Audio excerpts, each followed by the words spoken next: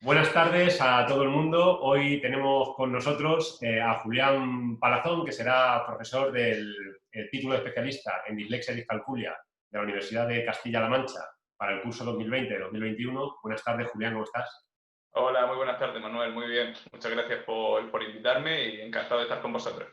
Pues nada, Julián, la verdad es que teníamos ganas de tener esta conversación, esta entrevista, porque, bueno, pues yo creo que hay muchos aspectos importantes que hemos estado debatiendo en varios ámbitos que precisamente tú aportas en su conjunto y que al título en sí mismo pues, le viene fenomenal esa aportación que vas a ir haciendo. Pero bueno, antes de nada te queríamos preguntar un poquito para que la gente también te conozca, aunque ya te conoce mucha gente porque la verdad es que tienes un recorrido muy intenso en este último año, 2 años, pero que nos contases un poquito más para aquellas personas que todavía no te conocen en profundidad, pues quién es Julián Palazón en el mundo de la dislexia y de la discalculia. Bueno, pues al final yo soy un pedagogo que viene de la investigación de momento predoctoral, que está haciendo su tesis doctoral en la detección precoz de la dislexia. Estamos desarrollando una prueba para que evalúe los predictores de la lectura. Y al mismo tiempo, pues sí que tengo quizá otro pie metido en ya la atención directa a familia, pues soy director técnico de la Asociación de Dislexia de la región de Murcia. Y ahí, pues sí, lo que hacemos es colaborar con otros profesionales, diseñar intervenciones y quizás, bueno, pues mi humilde recorrido, pues viene en esa parte, en la parte de la investigación un poquito y otro poquito en la atención directa a la familia, intervención y la verdad que una de las cosas que más he disfrutado a menudo y es lo que yo hago en redes, un poquito de divulgación de eso, es al final llevar a cabo una intervención o trabajo pues con la mayor cientificidad posible o tratar de hacerlo así, también porque es una forma también de atender a las familias con tranquilidad, con seguridad de que se hacen las cosas desde una ética profesional para mí correcta y entonces es muy interesante al final ser capaces de trabajar con ese respaldo y ese es más o menos mi camino hasta ahora, mi intento de aportación y desde luego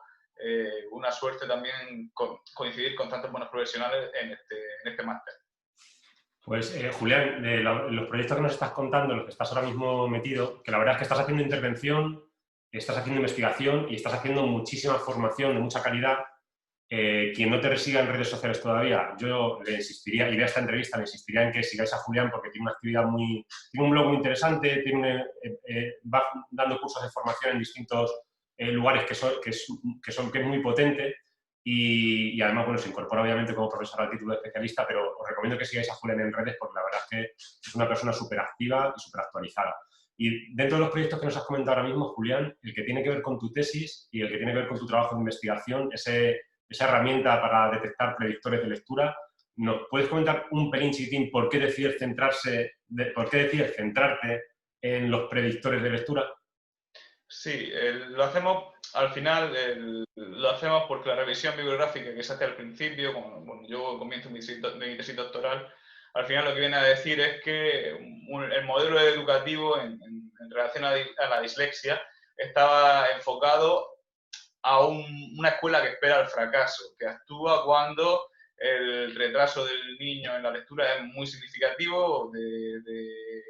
más de una desviación típica, que al final lo que hace es que tiene que hacer una intervención a edades donde es menos efectiva, porque es verdad que revisiones recientes nos dicen que las intervenciones son mucho más efectivas, por ejemplo, al principio de la escolaridad primaria que después. Y al final lo interesante es ver si somos capaces de generar predictores o instrumentos que nos ayuden a evaluar esos predictores de la lectura, que nos digan pues, cuáles son los niños que tienen riesgo de presentar dislexia después, con la máxima certeza posible, para llevar a cabo actuaciones pues, que sean preventivas e intervenciones eficaces a edades donde son más importantes. Claro, eso es el objetivo, luego eso es difícil, pero bueno, en ello estamos, o ese es el intento que estamos, el granito de arena que estamos intentando aportar. Al final sabemos que, por ejemplo, cosas que tienen que ver con el conocimiento de las letras, la velocidad de denominación, la conciencia fonológica, son cosas que explican una parte muy importante de la varianza de cómo un niño va a leer después. En educación infantil ya explica cómo va a leer en los primeros cursos de la escolaridad primaria. Entonces es muy interesante ver qué se puede hacer para medir eso con fiabilidad, con rapidez para hacer un trabajo ahí interesante por este colectivo. Entonces, ese es el intento, estamos trabajando en ello e intentaremos hacer pues, lo mejor que podamos, pero bueno, lo llevamos con mucha ilusión. Pues nada, a ver si va saliendo poquito a poco. La verdad es que tenemos ganas de ir viendo ese trabajo, cómo madura y cómo queda, porque la verdad es que será muy útil. Y mientras lo estabas comentando, Julián, te voy a hacer una pregunta fuera de guión. Hemos hecho un pequeño guión antes de la entrevista para que lo sepa la gente que vea la entrevista, obviamente. Pero esta te la hago fuera, pero yo creo que vas a sentirte muy cómodo contestándola porque es que me ha venido a la cabeza y quiero escuchar un poco tu opinión. Yo en la práctica, yo como tú, también combino investigación y práctica profesional y me encuentro en muchas ocasiones niños y niñas que están en educación infantil y ya se observan algunos problemas en los predictores de lectura y en las habilidades previas a la lectura, o están ya en primaria y la diferencia en nivel, sea en el ámbito que sea de lectoescritura, es ya tan amplia que bueno, cuando tratas de buscar explicación, los profesionales que han estado trabajando con el niño o con la niña, lo que te comentan es que lo que había era un retraso madurativo, o lo que observan que hay es un retraso madurativo y que hay que esperar porque cada niño madura a su tiempo. Cuando eso lo escuchas en infantil, el problema que tenemos a la hora de esperar es que hay cierto riesgo de que... ¿Cuál es tu opinión cuando escuchas tranquila a una madre o a un padre, tranquila, esto es un problema madurativo, con el tiempo el niño o la niña llegará a su nivel? Claro, en lo que tiene que ver con las dificultades específicas de aprendizaje, en las que se agrupan, como sabemos, la dislexia, la discalculia, el modelo que impera, el modelo que tenemos que seguir a nivel científico y el que más evidencia tiene es el paradigma de respuesta a la intervención. Y además que este paradigma está ya en el DSM-5 y nos dice que para que un niño tenga un diagnóstico, por ejemplo, de dislexia, tiene que haber intervenciones que hayan tratado de abordarlo al menos durante 6 meses, que monitoricen que el niño no responde a la intervención. Entonces, en el manual de dificultades de aprendizaje más moderno que hay, de 2019, de Fletcher y sus colaboradores, dicen que hay que cambiar de un modelo de detectar, o sea, diagnosticar e intervenir a intervenir y luego diagnosticar. Entonces, en casos de niños que tienen retraso en la adquisición de la lectura o retraso en la adquisición de los predictores de la lectura, todo el marco teórico y la evidencia viene a decir que realmente lo ideal sería llevar a cabo intervenciones basadas en la evidencia que monitorizaran cómo ese niño responde, porque solo una intervención de calidad es recomendable a esas edades. Esperar a que al final el problema se haga más grande es una incoherencia. Yo creo que responde a un paradigma que no es ahora mismo el más adecuado y desde luego pues no sería el consejo que daríamos pues ni tú ni yo, Manuel, pero es verdad que por desgracia es una cosa con la que tenemos que lidiar porque responde a un paradigma incorrecto que tiene que ir cambiando con el tiempo, pero desde luego las intervenciones además basadas en la evidencia, y cuando digo basadas en la evidencia tienen que ser que miran cómo está el niño o el rendimiento del niño, que monitoricen con pruebas cómo ese niño avanza o responde a la intervención, que gradúen la respuesta del niño en dificultad conforme él progresa y que luego aparte partan de intervenciones que hayan sido eficaces. Todo eso es fundamental cuando un niño tiene riesgo. Y, pues, nunca esperar a que madure porque, bueno, ya sabemos que eso lleva a un modelo que es incorrecto. Pues si quieres, Julián, lo que podemos hacer es ver un poquito más específicamente, para que la gente también vaya conociendo un poco qué se va a llevar de ti y en qué parte del posgrado vas a participar, pues que nos contases un poquito, muy brevemente, el tipo de sesión y el módulo en el que te encuentras, qué vas a enseñar, digamos, en el posgrado de dislexia y discalculia, y sobre todo qué se va a llevar la gente de ahí, que al final es lo que la gente quiere saber. ¿Qué me voy a llevar cuando Julián sea mi profe? Lo que yo voy a intentar que aquellos que vengan se lleven es un conocimiento sólido de la lectura, porque sin un conocimiento sólido de la lectura y cómo se aprende, es imposible luego intervenir. Cuáles son los predictores para poder hacer a día de hoy las detecciones de riesgo más precisas posibles,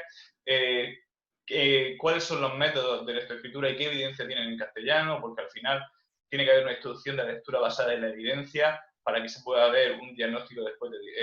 posterior de dislexia, etcétera, etcétera. Entonces, sobre todo voy a intentar que al final aquel que venga tenga un conocimiento sólido de la dislexia, los modelos cognitivos, de la lectura, de los modelos cognitivos sobre la lectura, y lo que voy a intentar es que al final todo eso no quede deslavazado fuera, sino que sea una base que ya me diga, conociendo esto y entendiendo esto, la intervención va a ser mucho más fácil enfocarla, que todo esto vaya al final al enfoque de intervención y sea la base. En el metaanálisis el famoso de Galutska, de 2014, que es de los últimos que tenemos de intervención en lectura, dice que uno de los facilitadores o variables que modulan que una intervención sea eficaz es que el profesional tenga un marco teórico sólido de dislexia de lectura. Entonces, es también mi obligación en esa sesión intentar que se lleven eso, porque sin un marco teórico sólido es difícil luego hacer intervención de calidad, aunque se conozcan las intervenciones. Así que eso es lo que yo voy a intentar. Para eso, pues habrá que intentar seguir los principios que rigen para mí una buena formación, que es, al final, que los contenidos sean de calidad, que se diseñen actividades que hagan que aquellos que participan transfieran los contenidos a otro contexto, que no se quede solo en charlas prácticas, al final que todo esto recaiga finalmente en una competencia de los estudiantes. Yo creo que lo vamos a intentar y yo estoy convencido de que va a salir. Y lo vamos a conseguir. A mí me gusta especialmente, Julián, que con la profundidad teórica que manejas, le añadas a eso ese enfoque, esa necesidad de tomar conciencia de lo importante que es llevar la teoría, una buena teoría, al diseño de intervenciones prácticas donde tú tienes el niño o la niña delante y su familia y eres capaz, en un momento determinado, de ponerte esas gafas, digamos, ese marco teórico para entender lo que tienes delante y en su entorno y trasladarlo después a intervenciones eficaces. Como dices, siempre basadas en la evidencia científica, que me parece absolutamente totalmente fundamental. Ni perdernos en la teoría de tal forma que no sepamos trasladarla después a la práctica profesional, pero también tener muy claro que cualquier cosa en la práctica no es válida, porque podemos estar utilizando métodos de intervención sin ningún tipo de... o que ya esté demostrado que no tienen ningún tipo de resultado y estemos pecando sobre ello una vez tras otra y tras otra tras otra. A mí me parece fenomenal. Pues pasamos, si quieres, un poquito... hemos hablado y teníamos pensado, Julián, dedicar un apartado de la entrevista a que nos hablases de por qué es tan importante precisamente esto que hemos estado hablando de tomar conciencia de la intervención basada en evidencia científica. Si tú piensas que se nos ha ido colando de forma transversal lo suficiente como para que pasemos a la última parte, dímelo, pero si hay alguna parte que quieras comentar sobre esto, pues este es el momento. Nah, yo creo que si nos queda algo por decir de eso, tal vez que realmente es verdad que la evidencia científica es una cosa que siempre estamos obligados a revisar continuamente, a actualizar, no son verdades que sean inamovibles, pero son la representación de la realidad más fiable que tenemos. Entonces, ya yendo un poquito más allá,